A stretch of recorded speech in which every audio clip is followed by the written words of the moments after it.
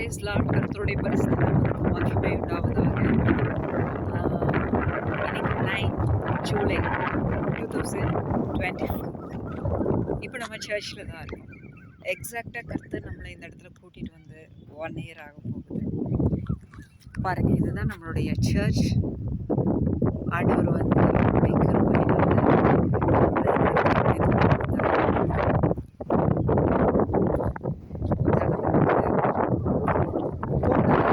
வருஷம் வந்த 6 மந்தில் கர்த்தர் வந்து போர்வெல் நமக்கு கொடுத்தார்.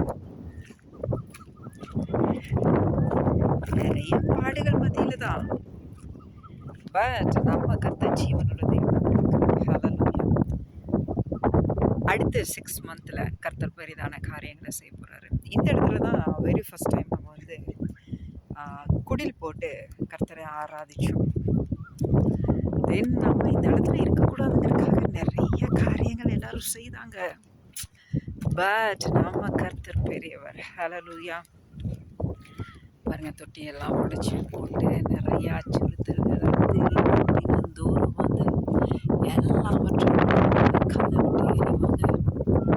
இந்த மாதிரி நிறைய காரியங்கள் தொடர்ந்து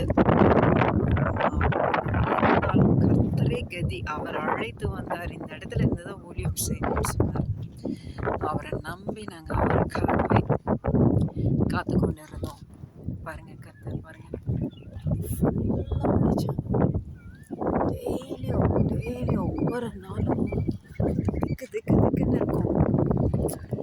ஆனால் அத்தனையிலிருந்து தேவன் வல்லமையில் வந்து அடிமைகளை இன்னமும் வாழ வைத்து கொண்டு இருக்கிறாரு. ஓ, குட்டி பப்பி அவங்க இப்போ வந்து 5th ஹோம்ஒர்க் பண்ணிகிட்ருக்காங்க.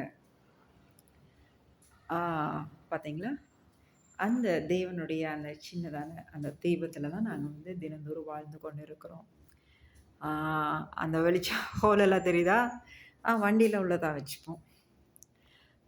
அந்த மாதிரி சின்ன வெளிச்சம் தான்.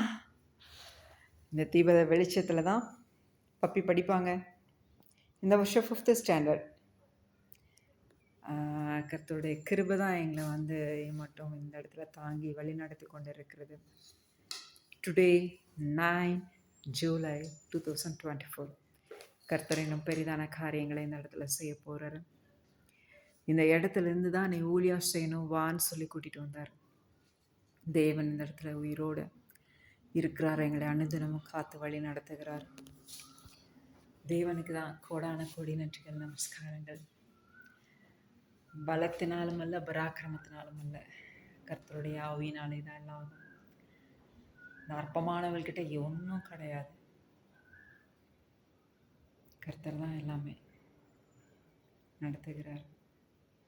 கர்த்தருக்கு மகிமை உண்டாவதாக. அப்போ உங்களுடைய வாழ்க்கையிலும் எவ்வளோ பெரிய காரியங்களை செய்வார். தைரியமாக இருங்க. எதிர்ப்பு, போராட்டம் எல்லாவற்றின் மத்தியிலும் தான் கர்த்தர் மகிமைப்படுவார். ஆனால் அவர் சொல்லுகிற வார்த்தையின்படி மட்டும் நீங்கள் வாழ்ந்து கொண்டு இருங்க. அப்போது கர்த்தர் எல்லாவற்றையும் ஒரு நொடி பொழுதில் அவர் ஆசீர்வதிப்பார், மாற்றுவார், உயர்த்துவார். பட் அந்த காலங்கள் வரைக்கும் நம்ம அமைதியாக இருக்கணும், காத்திருக்கணும். அவர் வார்த்தைக்கு, அவர் என்ன வேலைக்கு நம்மளை அழைத்தாரோ அந்த வேலையை மட்டும் செய்து கொண்டிருந்தால் தான் எல்லாம் நடக்கும். தைரியமாக இருங்க. நீங்கள் எந்த சூழ்நிலையாக இருந்தாலும் பரவாயில்ல. கர்த்தருடைய வார்த்தைக்காக தான், அவருடைய சித்தத்துக்காக தான் உங்களை விட்டு கொடுத்து ஓடிக்கொண்டு இருக்கிறீங்களா? கர்த்தர் உங்கள் வாழ்க்கையில் அவர் வைத்திருக்க திட்டத்தை நிச்சயமாக நிறைவேற்றுவார். ஹல்லேலூயா.